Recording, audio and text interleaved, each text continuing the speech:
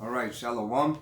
First and foremost, we would like to give all honor and glory and praise unto Yahweh, Bahashem, Yahweh Shai, Bahashem Rakakadash. Double honors to our apostles and elders of Great Millstone, to all the Akim out there teaching and preaching this truth with 144% sincerity, to the men, women, and children listening, learning to the Bayasha Dabadat, the house of David. This is Men of Valor Las Vegas Camp. I'm Ayash Shatab. I'm Karatazah. And through the will and power of Yahweh Bahashem Yahweh Shai, we're going to get into this lesson. The title of this lesson is going to be called The Power of the Word, and we're just going to get into it. All right. This is going to be the book of St. John, chapter 1, and verse 1. And it reads, "In the beginning was the Word, and the Word was with the powers, and the Word was the power." So in the beginning, the Word was made, and it was the power. So the powers consist of Yahweh Shai and the Elohim. So go ahead and grab 1 Peter 1 and 23. This is the book of 1 Peter, chapter 1 and verse 23, and it reads, "Being born again, not of corruption, not of corruptible seed, but of the incorruptible, by the word of the power, word of God, which liveth and abideth forever." So Yahweh Shai was reincarnated from a previous life to be the Word, and he was incorruptible, meaning he had no sin. This time around, when he came back as Yahweh Shai, he had no sin. He was a perfect example of the living Word. That's why he was able to do so much, perform so many miracles, and be that perfect man. That lamb without blemish. He had no spot. This is going to be the book of Luke, chapter 8, and verse 11.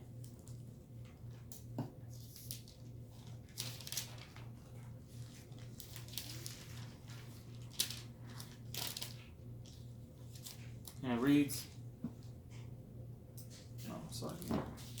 This is Luke 8 and 11. It says, "Now the parable is this: the seed is the word of the Most High." So the seed is the word. That is more proof, that Yahweh Shai is the word. The seed, that we just did a lesson about it, but the seed is Yahweh Shai had to come through the seed of man. And go ahead and grab Hebrews. This is the book of Hebrews, chapter 4 and verse 12, and it reads, "For the word of the power is quick and powerful and sharper than any two-edged sword." It's this word in the Bible is power. It's more powerful than any gun, any weapon that Esau can manufacture. It's any element. Piercing even to the dividing asunder of soul and spirit. It has the power to separate your soul and spirit. To take you out of this fleshly body and translate you into a spiritual being. And of the joints and marrow, and is discerner of the thoughts and the intents of the heart. All right, because this word will draw out, draw out demonic spirits. All right, or it will draw out righteous spirits. If your brother teaching this truth and out there on the highways and byways, you done seen it detour demons. And it led demons to you as a test. And it goes both ways. So that's the power of the word. This word, is eventually gonna have the power, to take down Esau.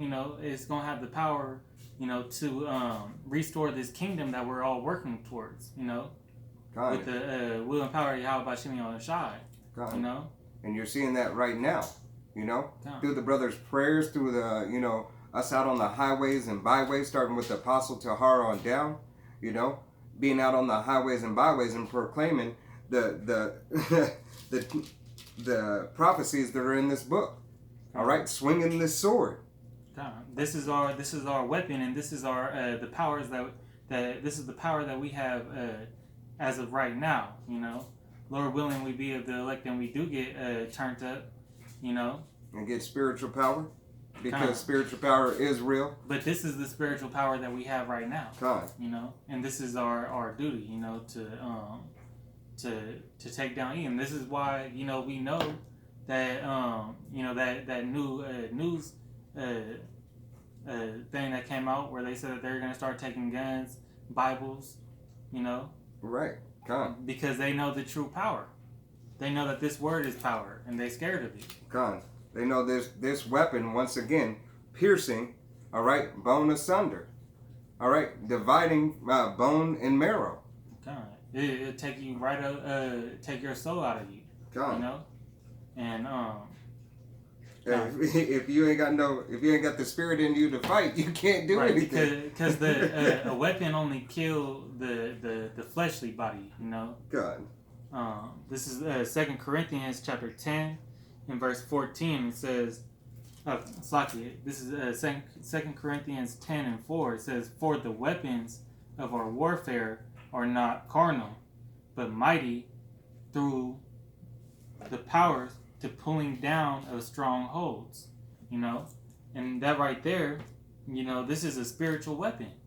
This is it's not carnal, meaning made of man, you know, or of man, you know, but it has the power to pull down of strongholds. So this captivity that we're in, you know, it's gonna be able to tear Babylon down, you know, just as it has done in the past. God. And it's going brick by brick, piece by piece, and you're seeing that Day and night. You know, brothers out here making videos, and we each chipping away at that house with bad foundation. You know, that was built on lies, thievery, and deceivery. You know. God. Hey, it's like reverse archaeology. All right, we're chipping away for at this whole system. Because this place is so wicked, it has to fall. God. There's no other way to make this world a better place. No matter how many laws you guys throw up, no matter how many buildings you guys and nice sceneries you guys try to build, you know. God. You guys are destroying everything else around you. God. This is the book of Jeremiah, chapter 23 and verse 29, and it reads, "Is not my word like as a fire, saith Yahweh, and like a hammer that breaketh the rock in pieces?" All right, because this word is a fire. All right, it causes fire. What does fire do? It causes mass chaos. All right, I mean, it's a chaos fire. It's a controlled fire, you know, for the nation of Israel, but it's causing chaos for Esau, Edom. All right, and these other nations. And it's going, and we are speaking fire. You know, we're always meant to be on fire, and stay on fire for Yahweh Bashim Al-Shai. But we are gonna, you know, the prophet Elijah brought down that spiritual power and burned thousands of men. God, call fire down from heaven. Call fire down from heaven, and that's the example of the power of this word. You know, he called on the true name, and put him up against a false god, and that was an example of the power, and that was an example of how powerful this word is, because it could break a rock into pieces like a hammer. God. You know, that's exactly what's gonna happen. You know, and we're gonna speak that same fire. Other brothers out there, they're gonna be prophesying, and they're literally gonna burn people. Somebody's gonna catch on fire from going up against them. God. You know, that's a Bible prophecy. And Abaratazah would be those men. God. You know, to perform all Yahweh Bashim Yahushai's prophecies. All right. God. This is the the book of Proverbs, chapter 18 and 21. And it reads, "Death and life are in the power of the tongue, and they that love it shall eat the fruit thereof." Death and life is the things that you speak. You know, they always say to, be careful about what you say, because it might be manifested. Okay. Well, that's the same thing that happens here. And when we're speaking these good things, we're speaking them into manifestation. Okay. We're speaking them because we know that they're true, and we know that Yahweh Bashim Yahushai's word doesn't go void, doesn't return to him back void. Okay. But you have the power in your tongue. That word tongue goes back to, it says uncertain affinity, and affinity goes back to pretty much not knowing where you come from, or having doubts about where you come from. Okay.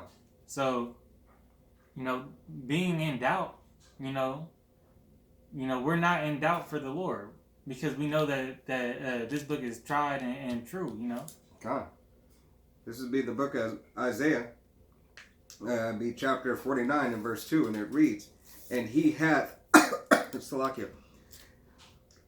Let me start over. This would be the book of Isaiah, chapter 49 and verse 2, and it reads, "And he hath made my mouth like a sharp sword. In the shadows of his hand hath he hid me, and made me a polished shaft. In his quiver hath he hid me." All right. And how Yahweh Shai is in hiding right now. This scripture is speaking about Yahweh Shai. Because he's that sharp sword that the Lord is going to use to take down this wicked ass queendom. And he's in hiding right now. He's not hiding because he's scared, but he's hiding for the time being. He's hiding for the appointed time that Yahweh is going to send him back. All right. And the reason why because he's waiting for that right time. He's on go. He's on call. And sorry, can you read that last part again? Okay. In the shadow of his hand hath he hid me, and made me a polished shaft. And how did he make him a polished shaft? He did that through chastising him.